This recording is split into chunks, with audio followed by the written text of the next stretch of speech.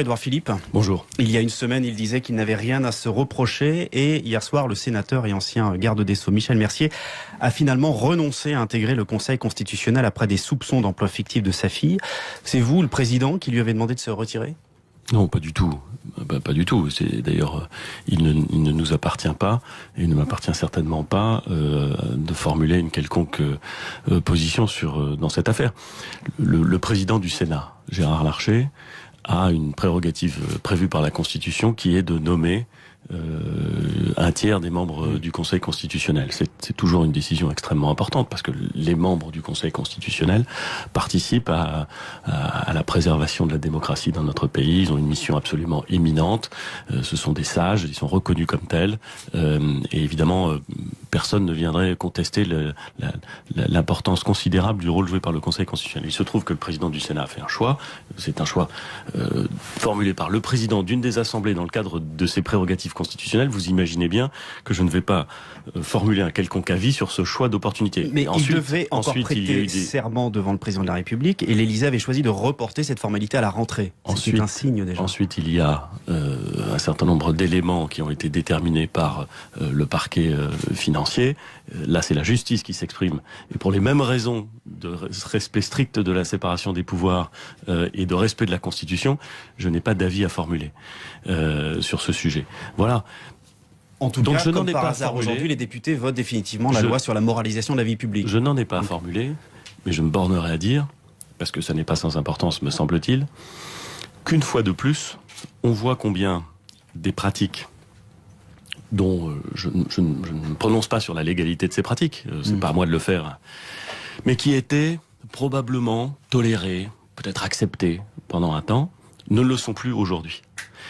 Et si avec le président de la République, si les députés de la majorité ont souhaité qu'un des premiers textes soumis à l'examen du Parlement lors de cette session extraordinaire soit le texte visant à rétablir la confiance dans l'action publique, et qu'à l'intérieur de ce texte, on prenne des dispositions d'une très grande clarté pour interdire ce qu'on a appelé les emplois familiaux, c'est justement pour qu'il n'y ait plus ces zones complexes, longtemps tolérées mais aujourd'hui plus acceptées, et qu'on puisse repartir sur des bases saines. Je me réjouis, je vous le dis comme je le pense, je me réjouis que la majorité se soit inscrite résolument dans cette direction et ait tenu un engagement pris pendant la campagne. C'est avec ce genre de décision et de vote qu'on pourra continuer à avancer. Et il y aura assez de députés pour voter cette loi aujourd'hui. On dit que beaucoup sont partis en vacances. Vous avez fait les comptes parmi vos troupes, vous êtes sûr ? On verra cet après-midi, mais j'ai toute confiance dans la capacité des députés, et notamment des députés de la majorité, à être très présents. Vous posez la question sur la participation au débat.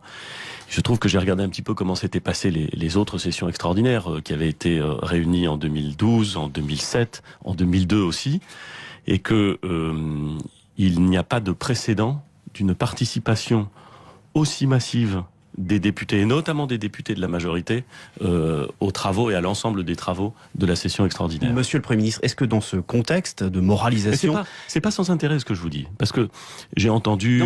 J'ai vu attentivement, mais... J'ai vu toute une série de prises de position sur des couacs, sur...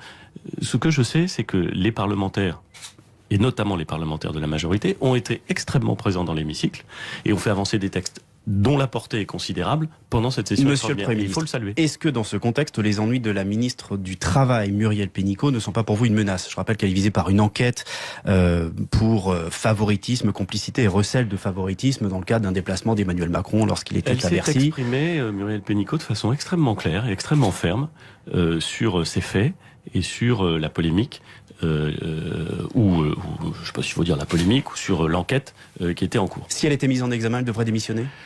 Je peux vous le dire sur tous les tons et de façon très détendue. J'ai expliqué, dès que j'ai pris mes fonctions, que je fixais à l'ensemble des membres du gouvernement une règle d'une très grande clarté, consistant à dire que si un membre du gouvernement était mis en examen, il était conduit à démissionner immédiatement. Alors, voilà. Donc vous voyez, c'est très clair. C'est formulé de façon très calme. Voilà. C'est une règle précise et j'en suis le garant. La loi de travail... elle sera respectée. Mais une fois que j'ai dit ça, permettez-moi aussi de dire que Muriel Pénicaud, depuis le début, c'est-à-dire depuis sa nomination au gouvernement, a engagé des discussions extrêmement intenses avec les organisations syndicales et patronales. Elle l'a fait avec le souci de la bonne foi, du travail sérieux. Elle a ensuite présenté une loi d'habilitation complexe devant le Parlement, Assemblée et Sénat. Elle en a obtenu le vote dans d'excellentes conditions. Et ben, je voudrais lui rendre hommage, parce que c'est un travail considérable qu'elle a fait avec un calme et une envie d'avancer tout à fait admirable, et je tiens à le saluer. Avec la loi travail, vous avez réussi l'exploit de fédérer toute la gauche contre vous, puisque la France insoumise, les communistes et la nouvelle gauche déposent aujourd'hui un recours devant le Conseil constitutionnel. Est-ce que vous le craignez, puisque vous craignez également les manifestations annoncées pour la rentrée les 12 et 23 septembre, à l'appel de la CGT notamment? Alors c'est pas du même ordre comme réaction. Non, mais ça montre que des choses se préparent. La saisine du Conseil constitutionnel, c'est une des prérogatives des oppositions. Je trouve ça, j'ai absolument aucun commentaire, ça ne me pose aucun problème. Il faut que si les parlementaires de l'opposition souhaitent saisir le Conseil constitutionnel pour qu'il examine la constitutionnalité de ce texte, ils ont parfaitement le droit de le faire. Ils s'en prennent à la méthode, notamment. Ils disent qu'ils n'ont pas le temps suffisamment d'exposer des amendements, que tout ça va trop vite. Encore une fois, ils feront valoir leurs arguments. Le Conseil constitutionnel tranchera. Moi, je pense qu'il y a eu un débat d'une très grande intensité, qui a duré longtemps, qui a permis à chacun de s'exprimer. Vous avez vous-même ou l'ensemble des commentateurs pu observer combien ce débat était à la fois intense et long, et c'est très bien ainsi, parce qu'il faut pouvoir discuter des choses.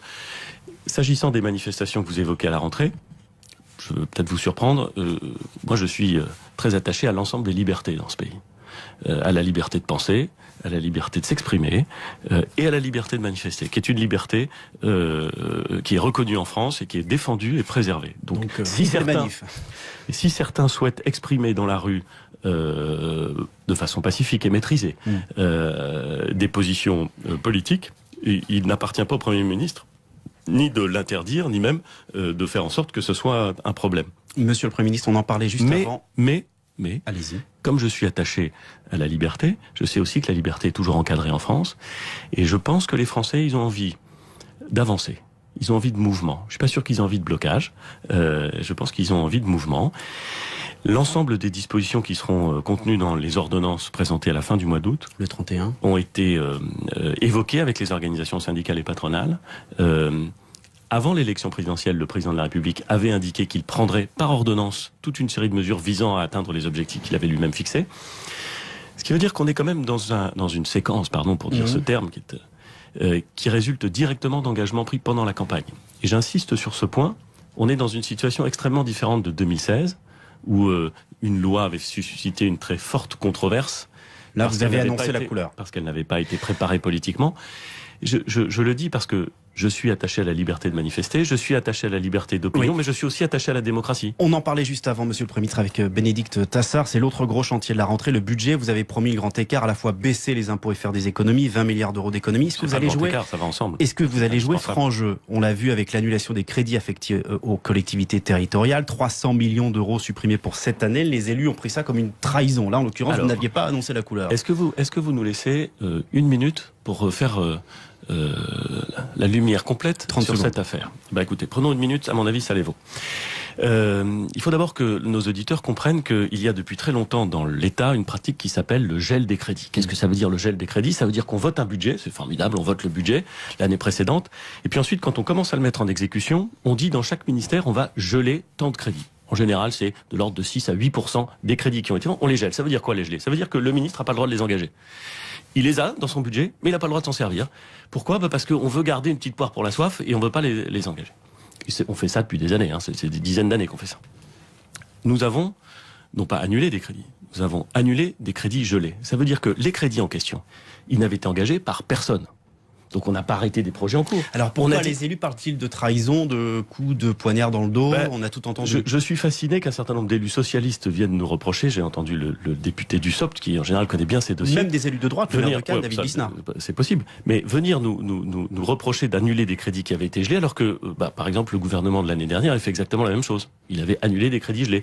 Donc je suis un peu surpris, ou plus exactement, je ne suis pas surpris, parce que tout le monde fait mine de penser que les mesures que nous avons annoncées pour 2017 résulteraient de choix que nous avons faits.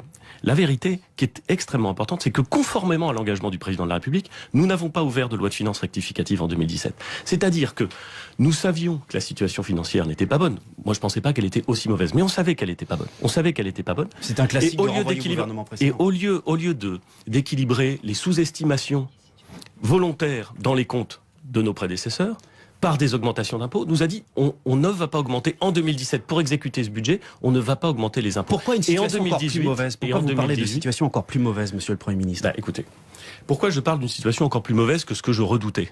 Je ne me faisais aucune illusion sur le fait que les chiffres n'étaient pas très bons. Pour les mêmes raisons que la Cour des comptes. La Cour des comptes, que nous avons saisie, a dit que si nous ne prenions pas de mesures énergiques, nous terminerions l'année à 3,2% de déficit. Ça veut dire qu'on était plutôt sur un horizon 3,3 ou 3,4%. Et elle a dit elle-même, après tout, vous n'êtes pas obligé de me croire, mais on peut faire le crédit à la Cour des comptes d'être objectif, d'être neutre et d'avoir un regard apaisé sur les choses. Elle a dit elle-même que la préparation du budget précédent, celui que nous exécutons aujourd'hui, celui qui a été décidé par nos prédécesseurs, était marqué par une sous-estimation des budgets et même, elle a prononcé le mot, par un sujet lié à la sincérité de la préparation du budget. Alors, moi, je veux bien qu'on vienne me dire, oui, mais enfin, quand même, vous êtes extraordinaire, vous dites que... C'est la Cour des comptes qui a affirmé ça. Et nous, on gère ce sujet en faisant des mesures d'économie, c'est vrai, et surtout en préparant pour 2018 un budget que j'estime ambitieux et qui correspondra, lui, à l'ensemble des orientations annoncées par le président de la République et que je vais mettre en œuvre parce que je suis là pour ça. Où est-ce que vous allez tailler notamment? Il y aura des levées de boucliers partout. On va d'abord tailler dans les impôts. On va d'abord tailler dans les impôts. C'est-à-dire qu'on va baisser les impôts. Et je le dis sans hésiter, nous voulons baisser les impôts parce que nous pensons qu'il y a un sujet de trop grande pression fiscale dans ce pays, parce que nous pensons que cette fiscalité nuit à la compétitivité et des entreprises et du pays en général. Vous avez vous-même tout à l'heure, lors d'une chronique d'une grande clarté, indiqué qu'il y avait un sujet sur la compétitivité de l'économie française, notamment en matière de commerce extérieur. Nous voulons donc faire en sorte que l'économie reparte encore plus vite qu'aujourd'hui, que ça permette la création d'emplois, bref, que on ne soit pas comme engoncé dans un pays qui ne bougerait plus et qui se contenterait d'une croissance molle et qui se contenterait de gérer au jour le jour une situation qui se dégraderait. Quels impôts concrètement, Édouard Philippe? De façon parfaitement conforme à ce que nous avons indiqué, c'est-à-dire que nous engageons une baisse de l'IS, c'est-à-dire que nous mettons en place un prélèvement forfaitaire unique sur le capital, c'est-à-dire que nous substituons à l'impôt de solidarité sur la fortune, à l'ISF, un impôt sur la fortune immobilière et on sort l'ensemble des éléments relatifs à la production. La gauche dit c'est un cadeau riche, évidemment. Écoutez, moi, si on veut aborder la question du budget, qui est une question complexe, de la pire des façons, on regarde ligne par ligne et on dit ça c'est un cadeau à telle personne, ça c'est une punition pour telle autre. Un budget, c'est un élément construit. Le budget que nous proposerons au Parlement à l'automne est un budget qui tracera et qui retracera les choix politiques faits par ce gouvernement dans la ligne fixée par le président de la République, c'est-à-dire plus de moyens à la défense. Parce que nous vivons dans un monde dangereux. Oui. On vit dans un monde dangereux et donc il faut consacrer plus de moyens à notre défense, c'est-à-dire plus de moyens à la justice. La menace terroriste est toujours là, on l'a vu ce week-end, il y a eu l'arrestation d'un homme à la Tour Eiffel. Absolument, c'est-à-dire plus de moyens pour la justice, parce que si nous ne donnons pas plus de moyens à la justice et si nous ne veillons pas à ce que et la justice et le monde pénitentiaire fonctionnent mieux, alors nous aurons un problème de pérennité de notre démocratie et d'acceptation de notre démocratie. Donc plus de moyens pour l'enseignement supérieur. Donc il y aura des moyens partout, on a bien compris. Édouard Philippe, il y aura des efforts partout. Il y aura des efforts partout, mais un budget, ça traduit des choix. Monsieur le Premier ministre, vous et tout le gouvernement étiez réunis hier soir pour un dîner à l'Élysée. C'était un dîner convivial entre amis ou un dîner de recadrage? Ah non, c'était un dîner très convivial, très, je dirais même très détendu. À ce moment-là, malgré les quelques cafouillages et les sondages en berne depuis quelques semaines? Vous savez, j'ai pas une expérience très ancienne dans ce métier, certainement pas dans la fonction de Premier ministre et même dans le monde politique. J'ai 46 ans. Mais quand je regarde ce qui s'est passé jusqu'à présent, je vois une série de mes prédécesseurs, souvent estimables d'ailleurs, qui ont beaucoup cherché à gouverner en ayant l'œil rivé sur les sondages. Je ne crois pas que ça leur ait beaucoup réussi. Merci, Monsieur le Premier ministre. Édouard Philippe, d'avoir été notre invité ce matin sur RTL. C'est l'enfer, Matignon, comme on dit? Non, c'est un métier exaltant, difficile, avec des responsabilités importantes qu'il faut prendre très au sérieux. Mais je dirais pas que c'est l'enfer. Et je ne suis même pas sûr que ce soit plus dur que pour ceux qui, tels des médecins de campagne, se démènent, ou pour des gens qui se lèvent à 4 heures du matin pour aller nettoyer des sols industriels et qui nous écoutent peut-être. Donc c'est pas un enfer, c'est un métier difficile avec des responsabilités, mais j'essaie de le faire sérieusement. Merci Monsieur le Premier ministre Édouard Philippe en direct sur RTL. Merci, bonne journée et bonnes vacances. Merci beaucoup.